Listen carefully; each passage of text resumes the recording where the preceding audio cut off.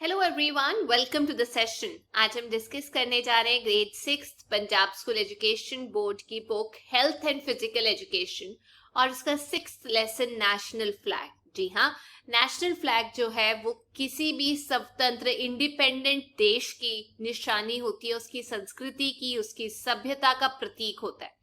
तो ये जो राष्ट्र सम्मान होता है, गौरव महसूस होता है किसी को अपने देश के ऊपर, ये उस देश के लिए एक प्रतीक है कि हम कितना गर्व महसूस करते हैं अपने देश के ऊपर। वो नेशनल फ्लैग के तरफ प्यार दिखा के बताया जा सकता है। तो इसीलिए क्योंकि ये हमारे देश के गर्व का एक प्रतीक है, हमारी ये ड्यूटी बन जाती है नागरिक होने के तहत कि हम लोग इसको ऑनर करें, हम इसकी रिस्पेक्ट करें। जितनी ज्यादा रिस्पेक्ट पॉसिबल हो उतनी ज्यादा, ना केवल अपने फ्लैग की बल्कि आपको दूसरे देशों के भी जो फ्लैग है उनको सेम रिस्पेक्ट देनी चाहिए। अगर किसी भी तरीके का खतरा हो देश के ऊपर या फ्लैग के ऊपर तो हमें झिझकना नहीं चाहिए सेक्रीफाइस करने के लिए। हमारे आर्मी के जो लोग हैं वो ऑलरेडी अपनी जो फैमिली है उसे पीछे छोड़ के हमारे लिए सेक्रीफाइस कर रहे हैं। तो बेशक जंग का टाइम हो, पीस का टाइम हो, हर नागरिक की ये ड्यूटी बनती है कि वो मेंटेन करे एक ऑनर, एक रिस्पेक्ट, एक ग्लोरी को कि ये हमारा देश और हमें इस पे गर्व है। तो इसीलिए हर छोटे बच्चे को, स्कूल जाते बच्चे को नॉलेज होनी चाहिए कि कितने सेंटिमेंट्स, कितने इमोशंस, कितनी फीलिंग्स अटैच्ड है नेशनल फ्लैग के साथ। अगर जरूरत पड़े तो अपनी लाइफ को हम सेक्रीफाइस कर सकते हैं उसको बचाने के लिए। स्कूल्स के अंदर, कॉलेजेस के अंदर जो गवर्नमेंट है वो अरेंज करती है कि हम लोगों को नॉलेज मिले नेशनल फ्लैग से रिलेटेड। बच्चों को नेशनल फ्लैग से रिलेटेड जो नॉलेज है, जैसे अब टेक्स्ट बुक में मिल रही है, टीचर्स इंफॉर्मेशन देते हैं। इंडिपेंडेंस डे सेलिब्रेट किया जाता है 15 अगस्त को, रिपब्लिक डे 26 जनवरी को सेलिब्रेट किया जाता है। हर दिन जो बताता है कि कितना इंपॉर्टेंट है अपने नेशनल फ्लैग की रिस्पेक्ट करना। अब बात करते हैं हिस्ट्री के बारे में। देखिए, सदियों तक हम लोगों को रूल करते आए हैं ब्रिटिशर्स, हमें कॉलोनी थे, लेकिन फाइनली 1947 के अंदर इंडिया ने अपनी आजादी हासिल की थी स्ट्रगल करके। तो ये जो फ्लैग था ये तैयार किया गया था एक स्वतंत्र देश की निशानी के तौर पे। ये 3 रंगों का फ्लैग है जो बनाया गया था 22 जुलाई 1947 को, अडॉप्ट कर लिया था और इसको झंडे को लहराया गया था रेड फोर्ट के ऊपर 14-15 अगस्त की जो रात थी उस टाइम पे 1947 में, जब हमारी आजादी हुई थी। 1950 में एक कानून पास किया गया पार्लियामेंट के अंदर जिसके तहत ये बोला गया कि किसी को हक नहीं है कि वो हमारे झंडे की रिस्पेक्ट ना करे, क्योंकि ये एक सिंबल है, हमारे प्यार की निशानी है हमारे देश के प्रति। तो अगर कोई भी इंसान नेशनल फ्लैग की डिसरिस्पेक्ट करता है, इज्जत नहीं करता, तो उसको जेल भी हो सकती है 3 साल की और कुछ फाइन भी हो सकता है, और हो सकता है दोनों चीजें हों। अब बात करते हैं इस तिरंगे की शेप की। देखो, इसकी ना रेक्टेंगुलर शेप होती है, 3 पट्टियां होती हैं अलग अलग कलर की लेकिन इक्वल साइज की, इसीलिए इसे ट्राई कलर, 3 कलर का बोला जाता है। बीच में इसके एक गोल चक्र होता है, एक व्हील होती है। तो ये जो 3 कलर हैं ये कौन कौन से हैं? सैफरन, ऑरेंज नहीं होता, सैफरन, व्हाइट और जो ग्रीन है। सबसे पहले डिस्कस कर लेते हैं ये कलर्स का क्या मतलब है। सैफरन कलर जो है वो प्रतीक है फायर का, उसको फायर से लिया गया है। अब फायर 2 तरीके से इस्तेमाल की जाती है, एक होता है सेक्रीफाइस करने के लिए, जैसे हम पूजा करते हैं, और फायर की एक और निशानी है कि वो तबाह भी कर देता है चीजों को। तो ये जो सैफरन कलर है ये एक चिन्ह है ब्रेवरी का, ठीक है। जो पुअर लोग हैं, जो नीडी हैं, जिनको जरूरत है हमारी मदद की, हमें उनको दया भावना से देखना चाहिए, मतलब उनको ट्रीट करना चाहिए। ये सेक्रीफाइस करने की बात हो रही है। लेकिन कुछ ऐसे पदार्थ है जो हमारे देश के लिए खतरनाक है, गलत काम करते हैं, इन लोगों के प्रति हमारी जो इमोशंस हैं वो डिस्ट्रक्शन वाली होनी चाहिए कि हम ये टॉलरेट नहीं करेंगे अपनी कंट्री के अंदर। तो ये जो कलर है ये फ्लैग के ऊपरी हिस्से में दिखाई देता है। आपको पता है हमारी आर्मी नहीं टॉलरेट करती अपने देश को जब कोई चोट पहुंचाए। दूसरा कलर है बीच में व्हाइट कलर, जो बताता है बेसिकली आपको सच्चाई के बारे में, पीस के बारे में और वर्च्यू के बारे में। वर्च्यू का मतलब अच्छाई, गुडनेस के बारे में। तो जो पूरा का पूरा नेशन है, देश है, वो इन क्वालिटीज पे स्थित है। जो बुरी चीजें हैं वो अपनी मौत खुद मरेंगी, हमें ज्यादा कुछ करने की जरूरत नहीं है, सिर्फ सच्चाई के रास्ते पे चलने की जरूरत है। तो इस व्हाइट कलर के बिल्कुल बीच में फ्लैग के एक अशोका चक्र डला हुआ है जो डार्क ब्लू कलर का है, और उसमें 24 ऐसे करके लाइनें हैं। अब ये अशोका चक्र क्या है, क्यों लिया गया है, कहां से लिया गया, इसके बारे में मैं आपको बताऊंगी। तीसरा कलर है ग्रीन कलर, हरियाली का, जो सबसे नीचे है फ्लैग में। तीसरी स्ट्रिप जो है ये एक चिन्ह है हमारी उपजाऊ धरती का।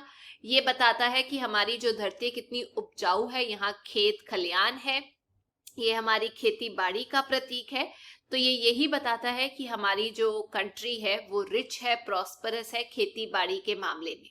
अब बात करते हैं बीच में जो अशोक चक्र आ रहा था ना, बीच वाले व्हाइट स्ट्रिप पे, वो क्या है? वो ना एक सिंबल है व्हील का, जो हमने उठाया है सारनाथ से। सारनाथ पे उसको बनवाया था अशोका ने, आपने उनका नाम सुना होगा, एक जाने माने राजा थे। तो वहां से इसलिए उठाया क्योंकि ये हमारी संस्कृति, हमारी आजादी का चिन्ह है।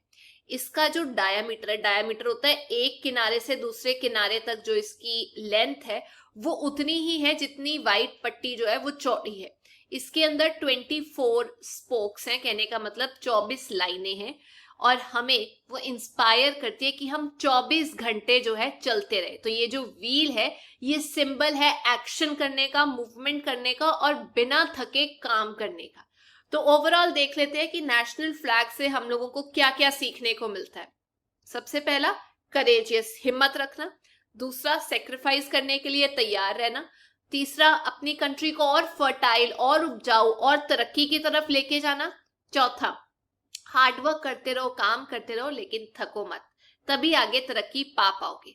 तो ये जो झंडा है ट्राई कलर का, ये कॉटन का बना होता है, वूलन सामान का बना हो सकता है, सिल्क के कपड़े का भी बना हो सकता है, लेकिन ज्यादातर ये कॉटन का ही बना होता है। अब बात करते हैं इसके साइज की। देखिए, इसकी जो लेंथ और ब्रेड्थ की रेशो है वो है, लंबाई में लंबा है 3 और जो चौड़ाई है वो 2 है, तो हम बोलेंगे 3:2 की रेशो है। इसके अलावा इसके 5 साइज आ जाते हैं, जैसे आप देख सकते हैं। पहला है 21 फीट इंटू 14 फीट, दूसरा 12 फीट इंटू 8 फीट, तीसरा 6 फीट इंटू 4 फीट। लेकिन जब हम झंडा लहराते हैं उसके लिए जो साइज होता है वो है 90 सेंटीमीटर इंटू 60 सेंटीमीटर, 90 ऐसे 60 ऐसे, 23 सेंटीमीटर इंटू 15 सेंटीमीटर। आप इन्हें याद कर सकते हैं। अब कुछ साइज जो है वो कार के आगे लगाने के लिए इस्तेमाल किया जाता है, जो सबसे छोटा डिस्प्ले होता है फ्लैग का। किस किस की गाड़ी के आगे लगाना अलाउड है? प्रेसिडेंट, वाइस प्रेसिडेंट, जो गवर्नर होते हैं, lieutenant governor, prime minister, chief justice, chief minister, और जो एम्बेसडर कौन होता है? एक कंट्री का इंसान जो बाहर के देशों में जाके रहता है ताकि उन देशों के साथ हमारे दोस्ती वाले रिश्ते बरकरार बने रहे। वैसे ही दूसरे देशों से भी एम्बेसडर्स आके इंडिया में रहते हैं। अब ये झंडा कब कब लहराया जाता है? सबसे पहला, रिपब्लिक डे, जो हमारे प्रेसिडेंट हैं इंडिया के, वो इस झंडे को लहराते हैं 26 जनवरी को दिल्ली में राजपथ पे। और जो बाकी सरकारी बिल्डिंग्स हैं, इमारतें हैं, उन पे रिपब्लिक डे पे इस झंडे को लहराया जाता है। दूसरा होता है जब नेशनल वीक सेलिब्रेट करते हैं, वो होता है 6 अप्रैल से लेके 13 अप्रैल के बीच में, जिसमें जो शहीद थे उनको याद किया जाता है, जिन्होंने जलियांवाला बाग में अपनी शहीदी दी। इनको याद करते हुए हम नेशनल वीक जो है वो सेलिब्रेट करते हैं और जो झंडा है ये लहराया जाता है। तीसरा, इंडिपेंडेंस डे पे हमारे जो प्राइम मिनिस्टर है, ध्यान रखिए, प्राइम मिनिस्टर 15 अगस्त को जो हमारा झंडा है वो रेड फोर्ट से लहराते हैं। ये सारी गवर्नमेंट बिल्डिंग, सरकारी बिल्डिंग्स के ऊपर लहराया जाता है इस दिन, उनकी छत पे या किसी ऊंचे प्लेटफॉर्म पे।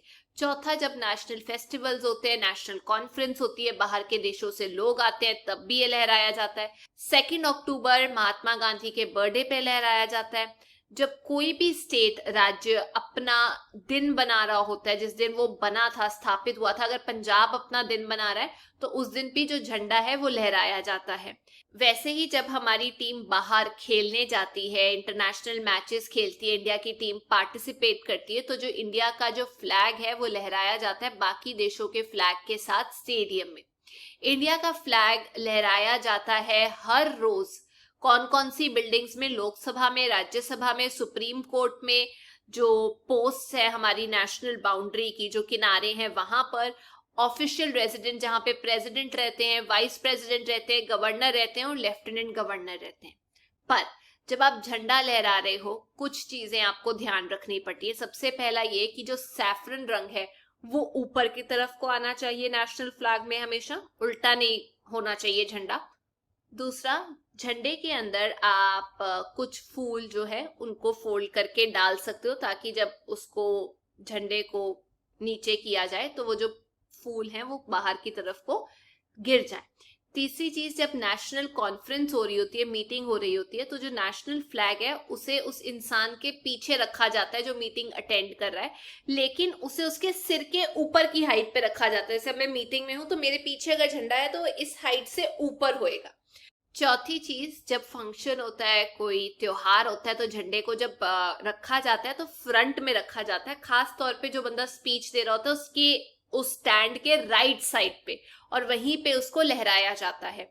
जब आप देख रहे होते हो परेड, तो परेड के टाइम पे जो पोल है झंडे का वो राइट शोल्डर पे पकड़ा होना चाहिए।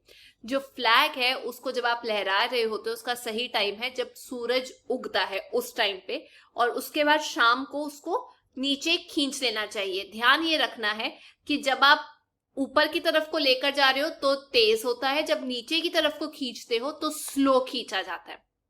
दुनिया में कोई भी झंडा किसी झंडे से ऊपर नहीं रखा जा सकता। सिर्फ एक झंडा हमारे देश के झंडे से ऊपर आता है, वो है यूनाइटेड नेशंस का झंडा। एक पोल के ऊपर आप एट अ टाइम एक झंडा ही लहरा सकते हो, दो नहीं लहरा सकते। जब सलामी होती है या आप सैल्यूट कर रहे होते हो तब झंडा जो है वो नीचे नहीं आ सकता। जो फ्लैग है वो कभी भी नीचे नहीं गिरा होना चाहिए, फर्श को नहीं टच करना चाहिए, पानी में नहीं गिरा होना चाहिए। जो फ्लैग के ऊपर कलर्स हैं उनको आप कभी नहीं यूज कर सकते डेकोरेशन के लिए, बेड शीट्स के ऊपर, कपड़ों के ऊपर, हालांकि लोग यूज करते हैं पर नहीं कर सकते। फ्लैग के ऊपर आप एम्ब्रॉयडरी नहीं कर सकते, कोई और डिजाइन्स नहीं बना सकते। अगर नेशनल फ्लैग आपको छपवाना है, मान लीजिए आपने उसको पेम्फलेट पे छपवाना है या फिर पेपर के ऊपर छपवाना है, तो उसके लिए आपको सरकार की परमिशन लेनी पड़ेगी। एक फटा हुआ जो फ्लैग होता है या फेडेड फ्लैग जो होता है उसको नहीं लहराया जाता, उसको रिस्पेक्टफुली जलाया जाता है। अगली चीज, जब किसी की डेथ हो जाती है आर्मी में, या आप कह सकते हैं किसी खास इंसान की जब डेथ होती है, तो उसको सल्यूट करने के लिए जो झंडा है उसको हाफ मास्ट पे करके, मतलब थोड़ा नीचे करके लहराया जाता है। ये बताता है कि जो इंसान मरा है हम उसे रिस्पेक्ट देना चाहते हैं। तो जो हमारा झंडा है वो एक चिन्ह है लव का, प्यार का, ग्लोरी का, रिस्पेक्ट का, हमारे सब लोगों के लिए जो इस देश के नागरिक हैं। और हमेशा हमारी यही इच्छा होनी चाहिए कि हम इसे लहराता हुआ देख पाएं। तो ये थी आज की क्लास। आई होप आप लोगों को ये सेशन समझ में आ गया है। अगर आपको ये वीडियो अच्छी लगी तो please make sure you like, share and subscribe. हम फिर मिलेंगे। Till then take care, bye bye.